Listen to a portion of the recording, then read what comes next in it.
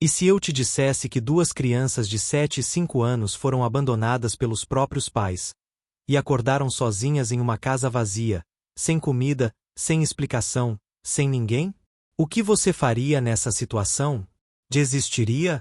Ou lutaria com todas as forças? O que aconteceu depois vai te emocionar profundamente. Antes de continuar essa história incrível de superação, me conta aqui nos comentários. De qual cidade você está assistindo?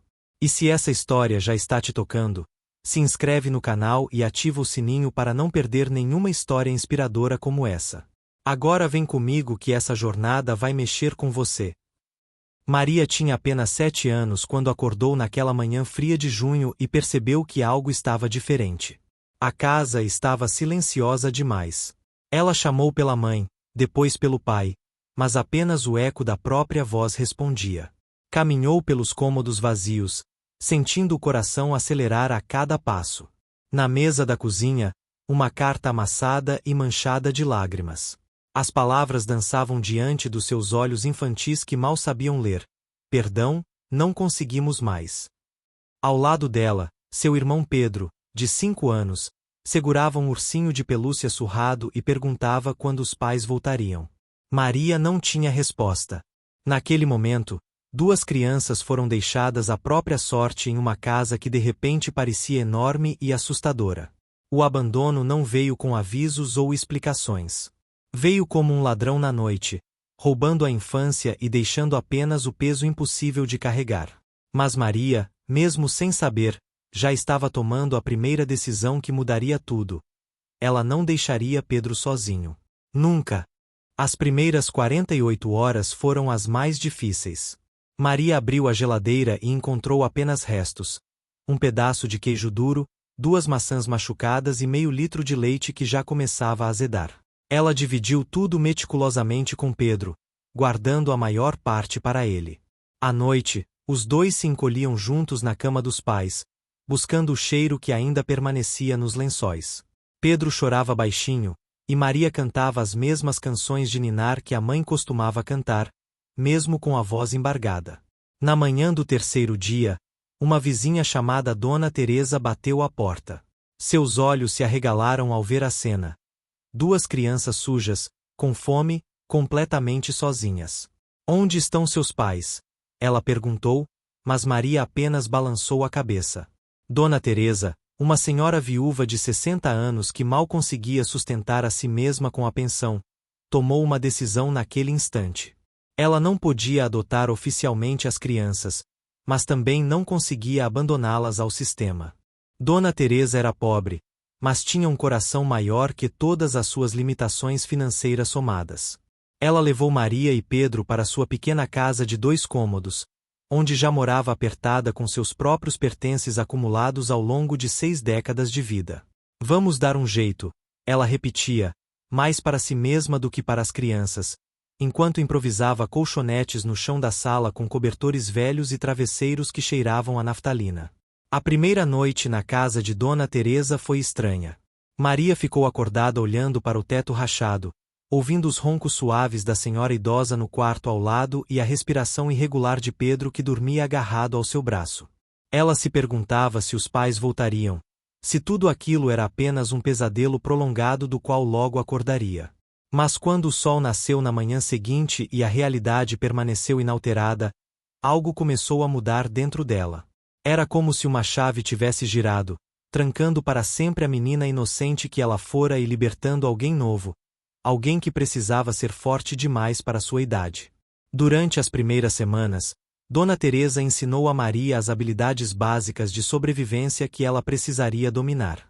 Como acender o fogão velho sem se queimar, como fazer o gás durar o mês inteiro usando fogo baixo, como lavar roupas no tanque esfregando nos lugares certos para economizar sabão, como fazer milagres com arroz, feijão e os legumes mais baratos da feira. Preste atenção, menina, dizia a senhora com sua voz rouca de fumante arrependida.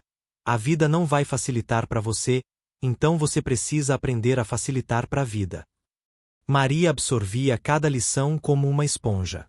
Seus olhos atentos seguiam cada movimento das mãos enrugadas e calejadas de Dona Teresa, memorizando, internalizando, transformando o conhecimento em instinto. Pedro, ainda muito pequeno para entender completamente o que havia acontecido, passava os dias desenhando com lápis de cor quebrados que Dona Teresa havia conseguido em uma igreja. Ele desenhava a família que não tinham mais, sempre colocando a si mesmo e Maria no centro, cercados por um círculo protetor que ele explicava ser um escudo mágico que não deixa ninguém ir embora. A escola se tornou um desafio completamente novo. Maria já estudava antes do abandono, mas agora as circunstâncias eram radicalmente diferentes. Ela ia para a escola com um uniforme remendado por Dona Teresa, carregando cadernos doados pela assistente social e uma mochila rasgada que havia sido encontrada no lixo e costurada com linha grossa. As outras crianças logo perceberam que ela era diferente. Alguns apontavam, outros riam. Muitos se afastavam como se a pobreza fosse contagiosa. Maria aprendeu rapidamente a erguer uma parede em volta das emoções, a não demonstrar quando as palavras machucavam, a transformar cada insulto em combustível para uma determinação cada vez mais feroz. Durante o recreio, enquanto as outras crianças brincavam e corriam pelo pátio, Maria sentava-se debaixo de uma árvore e relia as lições, estudando com uma intensidade que preocupava até mesmo os professores. Você não quer brincar com as outras crianças? Perguntava a professora de ciências, uma mulher gentil chamada Carmen. Maria apenas balançava a cabeça e respondia com uma seriedade perturbadora para uma criança de 7 anos. Não tenho tempo para brincar. Preciso aprender para cuidar do meu irmão. Os meses se transformaram em anos, e Maria cresceu não apenas em altura, mas em responsabilidades que jamais deveriam caber nos ombros de uma criança. Aos 10 anos, ela já havia assumido completamente a gestão da pequena casa de Dona Teresa. Acordava às 5:30 da manhã, antes mesmo do sol nascer, para preparar café e pão com margarina para Pedro antes de ele ir para a escola.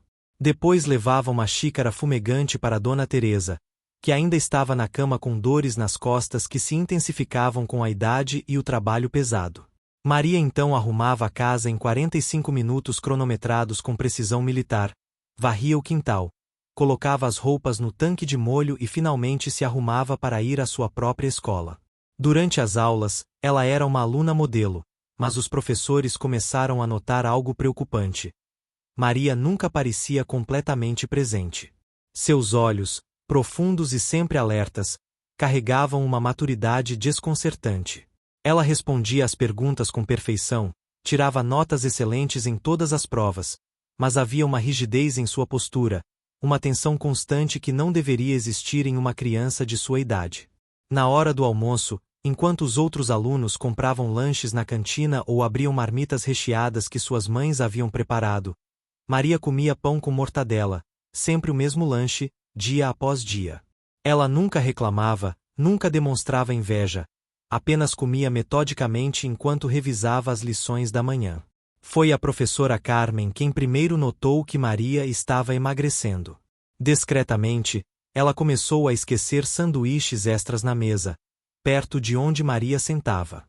Ah, que desperdício, fiz demais hoje, dizia casualmente. Maria, você pode comer isso para mim? Odeio jogar comida fora. Maria, orgulhosa demais para aceitar caridade direta, mas prática demais para recusar comida, aceitava com um aceno de cabeça. Esse pequeno ritual silencioso continuou por meses, um pacto não dito entre uma professora compassiva e uma aluna que estava literalmente sacrificando sua própria alimentação para garantir que Pedro comesse melhor. Aos 12 anos, Maria conseguiu seu primeiro trabalho real. Era um emprego ilegal, é claro, já que crianças não deveriam trabalhar, mas a necessidade não respeita leis. Todo sábado e domingo, ela ia para a feira livre que acontecia a 3 quilômetros de casa, trabalhando na barraca do seu Joaquim, um feirante grisalho que vendia legumes e verduras. Maria chegava às 5 da manhã, ajudava a montar a barraca, organizava os produtos com um senso estético surpreendente que atraía clientes, atendia com educação impecável e ficava até às 2 da tarde, quando a feira terminava. Por esse trabalho exaustivo de 16 horas por fim de semana, ela recebia R$ 20 e sempre levava para casa um saco com as sobras de verduras e legumes que estavam começando a murchar, mas ainda eram comestíveis. Esse dinheiro e esses alimentos faziam uma diferença monumental no orçamento apertado da casa. Pedro, agora com 10 anos, começou a questionar mais sobre os pais. Por que eles foram embora? Ele perguntava nas noites escuras, quando o medo e a solidão pesavam mais. Foi por minha causa? Eu fiz algo errado. Maria segurava as próprias lágrimas que ameaçavam transbordar e abraçava o irmão com força. Não foi você, nunca foi você, ela sussurrava com convicção feroz. Às vezes as pessoas adultas quebram. Elas não conseguem lidar com os problemas e tomam decisões terríveis. Mas isso não tem nada a ver com o quanto você vale. Você é incrível, Pedro. Você é inteligente, gentil e corajoso. E eu vou provar para o mundo todo que nós dois valemos muito, muito mais do que eles pensaram.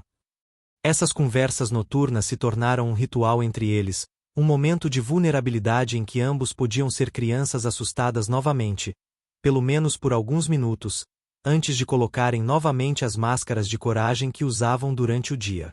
A escola continuava sendo o único espaço onde Maria podia sonhar com algo diferente. Seus professores haviam se reunido secretamente para discutir o caso dela. Era óbvio para todos que aquela menina tinha um potencial extraordinário, mas as circunstâncias estavam conspirando contra ela. A diretora, uma mulher prática e decidida chamada Margarete, tomou uma iniciativa. Ela contatou outras escolas, organizações não governamentais e até mesmo algumas empresas locais, montando discretamente um fundo para bolsas de estudo. Quando Maria completou 13 anos, a diretora Margarete a chamou em sua sala. Maria, você é uma das melhores alunas que já passou por esta escola, ela disse, olhando diretamente nos olhos da menina. Temos uma proposta para você. Queremos te dar uma bolsa integral para um curso preparatório, mas isso vai exigir ainda mais dedicação. Você acha que consegue? Maria não hesitou nem por um segundo. Consigo. Ela respondeu com uma certeza absoluta que não deixava espaço para dúvidas. E ela conseguiu. O curso preparatório começou quando Maria tinha 14 anos e foi simultaneamente a melhor e a pior coisa que poderia ter acontecido a ela. Era melhor porque finalmente ela tinha acesso a uma educação de qualidade, professores especializados, material didático completo e um ambiente que levava a sério seu potencial intelectual. Era pior porque adicionava mais 6 horas ao seu dia já exaustivo, empurrando-a ainda mais além dos limites do que um corpo e mente adolescentes deveriam suportar. Sua rotina se tornou algo que beirava o desumano. Acordar às 5 da manhã, preparar café para todos, estudar das 5:30 às 6:30, ir para a escola regular das 7 ao meio-dia, almoçar rapidamente qualquer coisa que conseguisse engolir em 15 minutos, ir direto para o curso preparatório que ia das 13 às 19 horas, voltar para casa caminhando para economizar o dinheiro do ônibus, jantar enquanto ajudava Pedro com a lição de casa, estudar mais 2 horas e finalmente cair na cama perto da meia-noite. Os fins de semana não ofereciam descanso. Sábado e domingo continuavam dedicados ao trabalho na feira, mas agora Maria levava apostilas e cadernos, estudando nos breves momentos de pausa entre um cliente e outro. Seu Joaquim, que havia se afeiçoado à menina trabalhadora e determinada, às vezes a dispensava meia hora mais cedo quando percebia que ela estava cambaleando de exaustão. Vai descansar, menina, ele resmungava, fingindo irritação para disfarçar a preocupação genuína. Você não vai ajudar ninguém se cair doente. Mas Maria raramente usava esse tempo extra para descansar. Ela ia para a biblioteca municipal, que ficava aberta até às 4 da tarde aos sábados, e mergulhava nos livros didáticos, fazendo exercícios até que a bibliotecária precisasse literalmente apagar as luzes para fazê-la ir embora. Foi durante esse período que Maria começou a ter uma visão clara do que queria fazer com sua vida. Não foi um momento de epifania súbita, mas uma percepção gradual que cresceu da observação e da experiência. Ela via Dona Teresa envelhecendo rapidamente, trabalhando além de suas forças, sem acesso adequado a cuidados médicos porque o sistema público de saúde era falho e o privado estava completamente fora de alcance. Ela via crianças em sua comunidade morrendo de doenças que poderiam ser facilmente tratadas se houvesse médicos suficientes e disponíveis. Ela própria havia levado Pedro ao posto de saúde com febre alta e esperado 7 horas para ser atendida, tempo durante o qual o irmão delirava e ela morria de medo de perdê-lo. Eu vou ser médica, ela anunciou uma noite durante o jantar, sua voz firme e decidida. Dona Teresa quase engasgou com o feijão. Médica? Maria, você sabe o quanto isso é difícil? O quanto custa? Maria olhou para a mulher que havia se tornado sua mãe de coração e sorriu, um sorriso que era parte determinação, parte desafio. Sei exatamente o quanto é difícil. Por isso mesmo vou conseguir. A partir daquele momento, Maria direcionou toda a sua energia para esse objetivo singular. Medicina era notoriamente um dos cursos mais concorridos e difíceis de entrar, especialmente em universidades públicas. Exigia não apenas inteligência, mas dedicação absoluta, sacrifício total. Maria estava preparada para pagar esse preço. Ela começou a focar intensamente em biologia, química e física, as matérias que sabia serem cruciais para o vestibular de medicina. Seus cadernos se encheram de desenhos meticulosos de células, sistemas orgânicos, equações químicas e fórmulas físicas. Ela decorou a tabela periódica como se fosse uma música, memorizou o ciclo de Krebs com todos os seus detalhes complexos, estudou anatomia usando livros emprestados da biblioteca que tinham ilustrações antigas e às vezes incorretas, mas eram tudo que estava disponível para ela. Os professores do curso preparatório rapidamente identificaram Maria como uma aluna excepcional, mas também começaram a se preocupar com ela. Era impossível não notar as olheiras profundas sob seus olhos, o tremor ocasional em suas mãos por excesso de cafeína e falta de sono adequado, a palidez de sua pele que revelava desnutrição crônica. O professor de biologia, Dr. Roberto, um homem que havia sido médico antes de se tornar professor, chamou-a depois da aula um dia. Maria, você precisa cuidar de si mesma, ele disse com seriedade. Eu sei que você quer ser médica, e posso ver que você tem potencial para isso. Mas se você se destruir no processo, nunca vai chegar lá. Você entende? Maria ouvia com educação, mas por dentro ela pensava que ele não entendia realmente. Ele não entendia que ela não tinha o luxo de cuidar de si mesma, que cada minuto de descanso era um minuto que ela não estava estudando, trabalhando ou cuidando das pessoas que dependiam dela. Ela não podia se dar ao luxo de fracassar, então não podia se dar ao luxo de parar. Pedro, agora entrando na adolescência, começou a mostrar sinais de rebeldia que preocupavam Maria profundamente. Ele fazia amizade com meninos mais velhos do bairro, garotos que começavam a se envolver com coisas que Maria preferia não pensar. Uma noite, ela o encontrou chegando em casa às 11 horas, cheirando a cigarro. A discussão que se seguiu foi intensa. Você não é minha mãe, Pedro gritou, com toda a raiva hormonal de um garoto de 13 anos que não escolheu sua vida difícil. Para de tentar controlar tudo. Para de tentar ser perfeita. Maria sentiu como se tivesse levado um soco no estômago. Por um momento, todas as suas defesas caíram e ela chorou, realmente chorou, pela primeira vez em anos. Você tem razão, ela disse entre soluços, eu não sou sua mãe. Mas eu sou sua irmã. E eu te amo mais do que qualquer coisa neste mundo. Tudo o que eu faço, todos os sacrifícios, são para que nós dois tenhamos uma chance de algo melhor. Se você jogar tudo fora agora, eu não vou conseguir te salvar. Algo nessas palavras atravessou a raiva de Pedro. Ele viu pela primeira vez, realmente viu, o que Maria estava suportando por ele. E algo mudou nele naquele momento.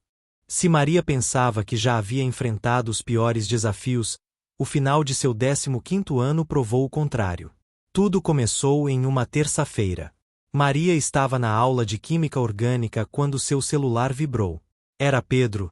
Dona Teresa caiu. Não acorda. Preciso de você. O mundo parou. Ela correu para fora da sala e percorreu os 3 quilômetros até casa em menos de 20 minutos. Encontrou Pedro ajoelhado ao lado de Dona Teresa, caída no chão da cozinha, o lado esquerdo do rosto distintamente caído. Maria reconheceu imediatamente. Acidente vascular cerebral. Ligou para a emergência com mãos trêmulas, Deu todas as informações com clareza clínica surpreendente e segurou a mão de Dona Teresa. Você vai ficar bem. Eu prometo. A ambulância demorou 45 minutos intermináveis. No hospital público lotado, Maria conseguiu atendimento em 2 horas. O diagnóstico: AVC isquêmico extenso. Dona Teresa precisaria de internação prolongada, fisioterapia intensiva, medicamentos caros. Ela vai precisar de muito cuidado. Vocês têm família? Perguntou o médico exausto. Maria olhou para Pedro e respondeu: somos nós. Só nós. As semanas seguintes foram as mais difíceis. Dona Teresa ficou internada 12 dias. Maria ia ao hospital depois da escola e do curso. Ficava até às 10 da noite, voltava às 6 da manhã. Via a mulher que a salvara reduzida a alguém que não conseguia falar claramente, mover metade do corpo. Maria não chorou, não entrou em pânico. Aprendeu.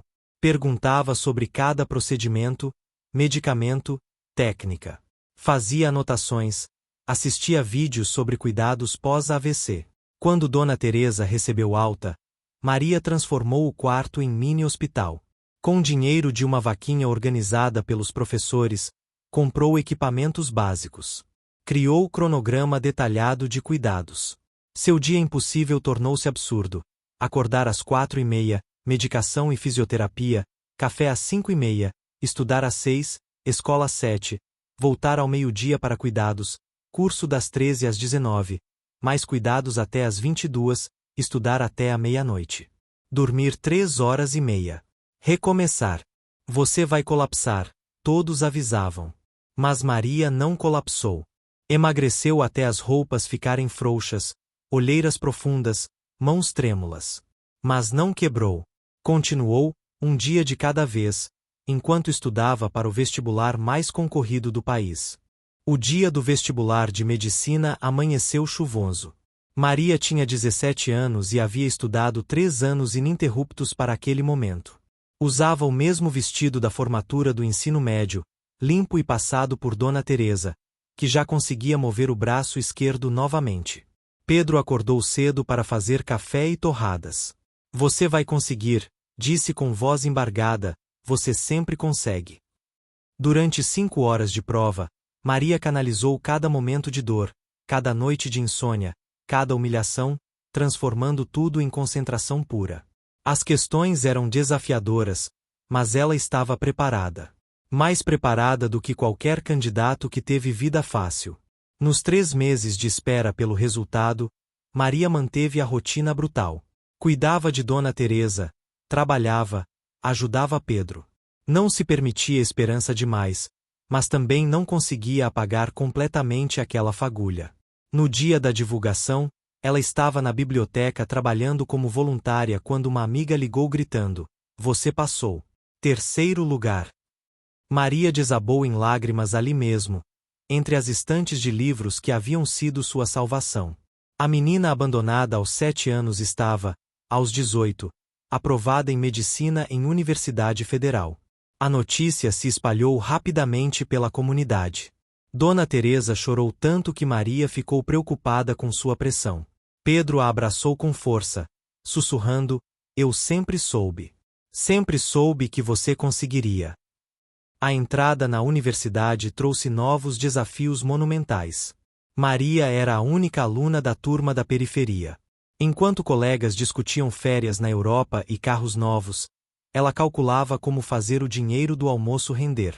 Mas discriminação e preconceito só a tornaram mais determinada. Destacou-se em todas as disciplinas, não por talento nato, mas por trabalho incansável. Acordava às 4 da manhã para estudar anatomia, trabalhava à tarde dando aulas particulares, passava as noites no hospital absorvendo conhecimento.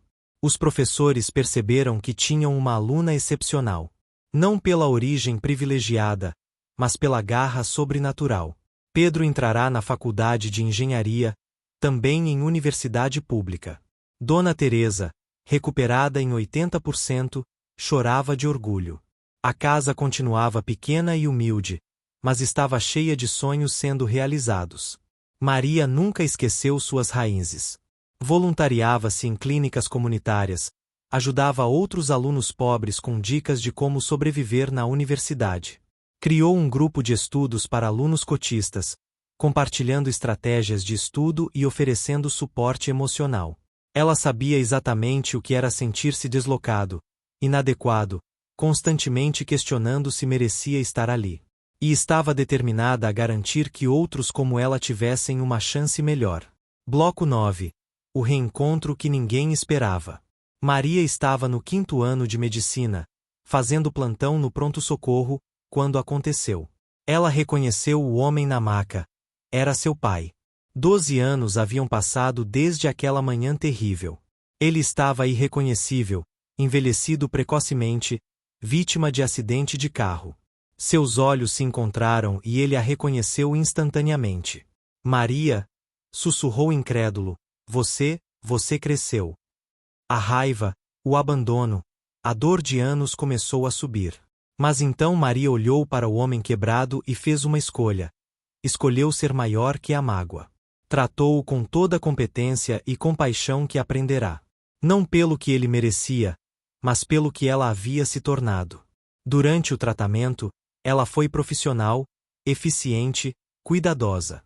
Não deixou emoções pessoais interferirem em seu dever como médica. Mas à noite, sozinha em seu quarto, ela chorou pela primeira vez em anos. Chorou pela menina de 7 anos abandonada, pela adolescente que carregou pesos impossíveis, pela jovem que sacrificou tanto. Quando o pai recebeu alta dias depois, eles conversaram. Foi difícil, doloroso. Ele pediu perdão, explicou sobre depressão profunda, desemprego prolongado, desespero consumidor. Não eram desculpas, apenas explicações. Maria ouviu, processou, mas não absolveu facilmente. Você nos abandonou quando mais precisávamos, ela disse firmemente, voz controlada mas olhos brilhando com emoção contida. Eu tinha 7 anos. Pedro tinha 5. Éramos crianças. Nós sobrevivemos, mas não por você. Apesar de você. Ele chorou, verdadeiras lágrimas de arrependimento e vergonha. Perguntou sobre suas vidas, chocado ao descobrir tudo que haviam conquistado. Você é médica, disse com voz quebrada, e Pedro é engenheiro. Vocês são incríveis. Maria sentiu algo se mover dentro dela. Não perdão completo, mas algo parecido com compreensão. Nós somos, ela concordou simplesmente. E aprendemos que nossa família não é definida por sangue, mas por quem fica quando as coisas ficam difíceis. Ela contou sobre Dona Teresa, sobre professores dedicados, sobre seu Joaquim da Feira, sobre toda a comunidade que os apoiou. Pessoas que não tinham obrigação, mas escolheram ajudar. Essa foi uma das lições mais importantes que Maria aprendeu. Família é quem escolhe amar você, não quem tem obrigação. O reencontro não teve final feliz de conto de fadas. O pai não voltou para suas vidas de forma significativa. Mas trouxe algo valioso: encerramento. Maria finalmente pôde olhar para trás sem que a dor a paralisasse. Pôde ver o caminho percorrido e sentir orgulho genuíno de quem se tornará. A residência médica foi brutalmente desafiadora, mesmo para alguém acostumado a superar obstáculos. Maria escolheu cirurgia geral, uma especialidade conhecida por sua intensidade e demandas físicas extremas. Os plantões de 36 horas, as cirurgias que duravam 10, 12 horas seguidas, a pressão constante de tomar decisões que significavam vida ou morte. Seus colegas residentes, em sua maioria vindos de famílias médicas estabelecidas, tinham redes de apoio que Maria só podia sonhar. Quando precisavam de um dia de folga, alguém cobria. Quando enfrentavam casos difíceis, ligavam para pais ou tios médicos pedindo conselhos. Maria não tinha essas redes. Tinha apenas sua própria determinação feroz e o conhecimento que havia lutado tão duramente para adquirir. Mas essa limitação, paradoxalmente, tornou-se sua força. Sem atalhos ou favores, ela desenvolveu uma ética de trabalho que impressionava até os cirurgiões mais exigentes.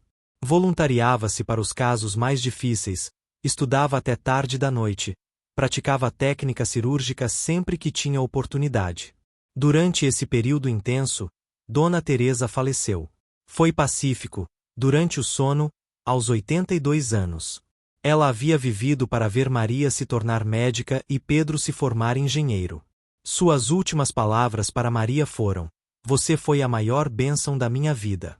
Obrigada por me deixar ser sua mãe." O funeral foi pequeno, mas profundamente sentido. Maria e Pedro choraram não apenas pela perda, mas pela gratidão imensa de terem tido aquela mulher em suas vidas. Sem Dona Teresa, eles teriam sido mais duas estatísticas trágicas do sistema. Com ela, tornaram-se exemplos de superação. Maria usou a dor da perda como combustível. Intensificou seu trabalho na residência, focando especialmente em atendimento a populações vulneráveis. Começou a fazer plantões voluntários em clínicas comunitárias, tratando pessoas que nunca teriam acesso a um cirurgião de outra forma. Via em cada paciente pobre uma versão de si mesma, de Dona Teresa, de Pedro. Via as injustiças sistêmicas que forçavam pessoas boas a escolher entre comprar remédios ou comida, que faziam mães esperarem meses por cirurgias que deveriam ser urgentes. E cada caso reforçava sua determinação de fazer diferença real. Pedro, agora formado, trabalhava em uma construtora especializada em habitação social. Nas noites em que ambos estavam livres, sentavam-se e planejavam. Planejavam como poderiam usar suas posições para criar mudança sistêmica, para ajudar outros como eles. Foi nesses encontros que nasceu a semente do que viria a ser seu projeto de vida compartilhado. 3 anos após completar a residência, aos 28 anos, a doutora Maria Silva abriu sua própria clínica.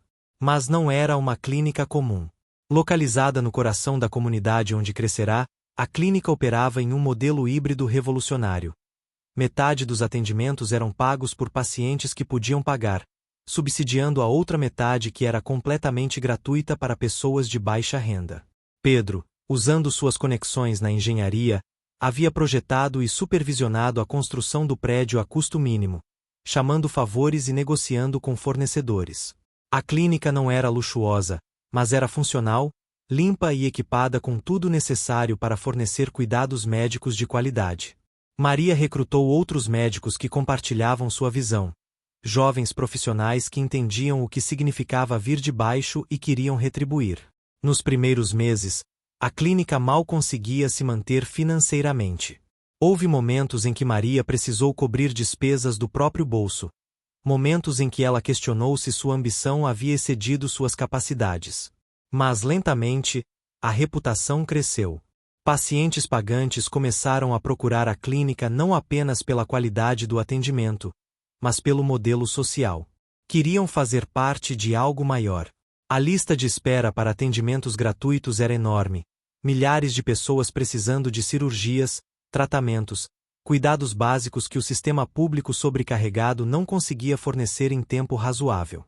Foi então que Maria e Pedro tiveram a ideia que mudaria tudo. Por que não expandir o conceito? Por que não criar uma rede de clínicas e centros comunitários que oferecessem não apenas saúde, mas educação, capacitação profissional, moradia acessível? Eles fundaram a Fundação Novo Começo, uma organização sem fins lucrativos dedicada a ajudar crianças e famílias em situação de vulnerabilidade. O nome foi escolha de Pedro, lembrando do novo começo que Dona Teresa havia lhes dado. A fundação começou pequena, com programas de reforço escolar e mentoria para crianças em risco. Maria dedicava suas tardes de sábado para ensinar ciências básicas, inspirando crianças a sonharem com carreiras em medicina, enfermagem, pesquisa. Pedro oferecia workshops de matemática e física, mostrando que engenharia não era apenas para ricos. Eles compartilhavam suas histórias abertamente, não com orgulho arrogante, mas com honestidade crua sobre as dificuldades, os sacrifícios, os momentos de dúvida. As crianças viam neles não heróis inatingíveis, mas exemplos tangíveis do que era possível. Se nós conseguimos, Maria sempre dizia, vocês também podem. Talvez seu caminho seja diferente, mas há um caminho. Sempre há.